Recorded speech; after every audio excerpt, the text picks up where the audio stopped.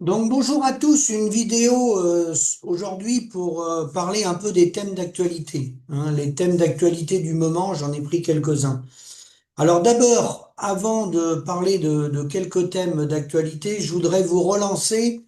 Je vais mettre en lien tout de suite dans les premiers liens la cagnotte pour soutenir notre ami Michel Chanu, qui vous savez est décédé le 15 décembre. Et ça va peut-être vous surprendre, mais officiellement, il n'y a que quelques jours qu'il est mort. D'accord? Puisque dans cette affaire, on mène une enquête, il y aura des autopsies de fait. On n'a pas pu les réaliser dans la mesure où officiellement il est mort il y a peu de temps. Voilà. Donc c'était Albert Chanu qui était déclaré mort, alors que c'est Michel qui était mort. Donc voilà, donc je vous en dis pas plus, on vous tiendra informé plus tard. Je pense qu'on n'a pas fini d'en voir dans cette affaire. Donc, je vais mettre en lien la cagnotte pour qu'on soutienne Michel avec l'immense travail qu'il avait fait. Vous savez, il passait sur ma chaîne et sur d'autres émissions et c'était un puits de connaissances et je pense qu'il avait gratté dans des endroits qui devaient chatouiller dur. Voilà. Donc ça, c'était pour le soutien à mon ami Michel Chanu décédé. Voilà. Deuxième chose que je voudrais parler, avant de parler de l'agricole, un petit mot des élections municipales. Compliqué de voir qui va mettre en place le DICRIM, le document intercommunal contre les risques majeurs, les projets alimentaires territoriaux, pour qu'on reprenne notre facture, bien compliqué de voir qui va être dans le concret demain pour que la paysannerie se redresse. Il y a des leviers énormes sur les 40 millions de repas consommés chaque jour dans la restauration collective. Donc on va voir les maires hommes et femmes au pied du mur dans les semaines à venir derrière leur élection. Moi, ce que je peux dire, c'est que dans le 49, et c'est pas le seul département, ils font à des endroits beaucoup des plateformes qui sont gérées soit par les chambres d'agriculture, soit par les coopératives. Et il faudra que les producteurs locaux passent par cette plateforme. À partir du moment où l'agriculteur va passer par une plateforme qui va prendre une marge et que l'agriculteur n'aura pas la facture, inutile de vous dire que il faudra contester ça et revenir au cœur du réacteur. L'agriculteur doit reprendre sa facture. L'agriculteur n'a pas besoin de la chambre d'agriculture. L'agriculteur n'a pas besoin d'une coopérative pour faire sa facture, pour maîtriser son prix. Il est assez grand. Donc c'est fini de prendre les agriculteurs pour des moins qu'Oriens. Donc ça, c'est très très important. Après, dans les votes, bien malin qui peut dire ce qu'il faut faire.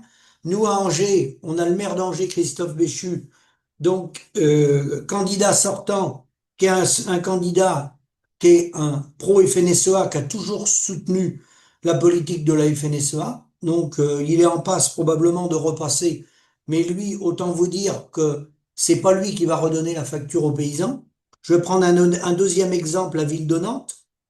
La ville de Nantes, Johanna Roland, qui également n'a jamais contrarié la FNSEA et qui est au pas également de la FNSEA à Nantes, la ville de Nantes. Si vous prenez son opposant, vous dites tiens, on va renverser les socialistes et la France insoumise à Nantes, on va prendre les opposants, c'est un exemple. Vous allez prendre le numéro 2 de droite qui est Foulques Chombard de l'eau. Foulques Chombard de l'eau, c'est le bras droit de Bruno Retailleau qui a signé la mise à mort des paysans qui avaient des contrats en bio dans les années entre 2016 et 2019. C'est lui. C'est lui qui signait le courrier en bas pour arrêter les contrats d'engagement qui avaient été signés. Vous voyez? Donc vous virez Johanna Roland, pas bon. Vous allez avoir un remplaçant qui est du même niveau, pas meilleur. Donc vous voyez dans quelle situation les gens sont dans les grandes villes, quand ils connaissent un peu, là je vous parle des sujets agricoles, vous voyez un peu le choix qu'il y a. Voilà. On dit des fois le choix entre la peste et le choléra. D'accord? Donc, très important de reprendre notre indépendance, notre facture, la gestion des volumes, notre souveraineté nationale, la l'Union européenne, les enjeux sont là, hein. C'est de reprendre notre souveraineté tout court et notre indépendance. Pourquoi?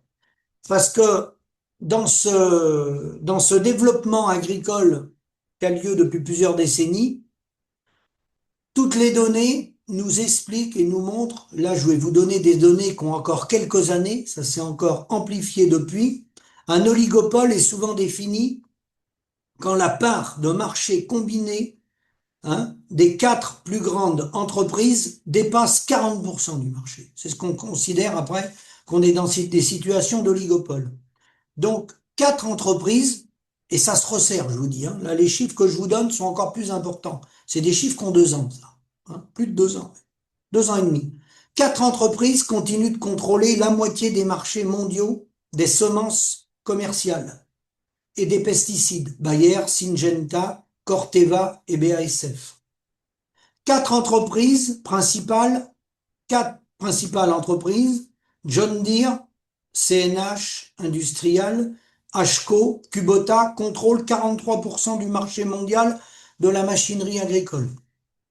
Les 10 plus grandes entreprises qui détiennent 68% du marché mondial du secteur pharmaceutique, vétérinaire, sont toutes basées aux États-Unis ou en Europe et contrôlent 68%.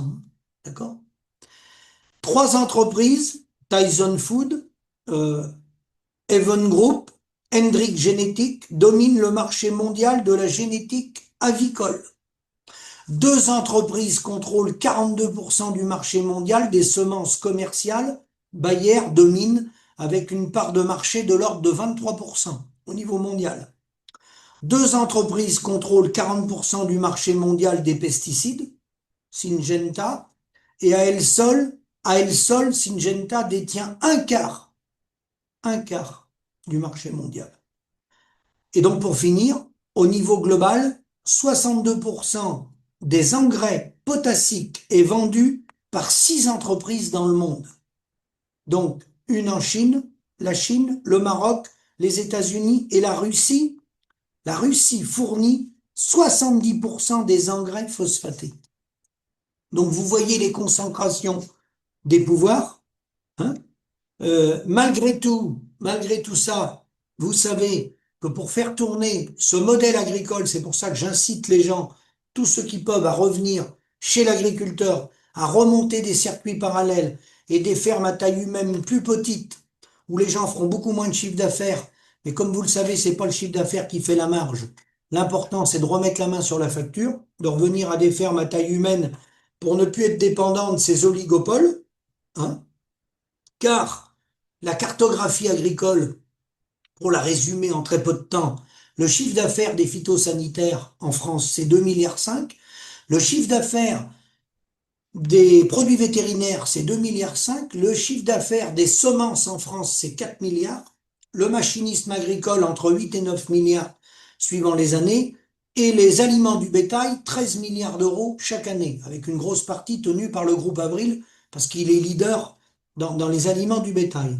Donc, vous comprenez bien que ces oligopoles-là, ces multinationales des coopératives, le groupe Avril, InVivo, Unigrain, tous les grands acteurs économiques français et européens, Agrial et autres, malgré tout, eux, ils veulent que ça continue.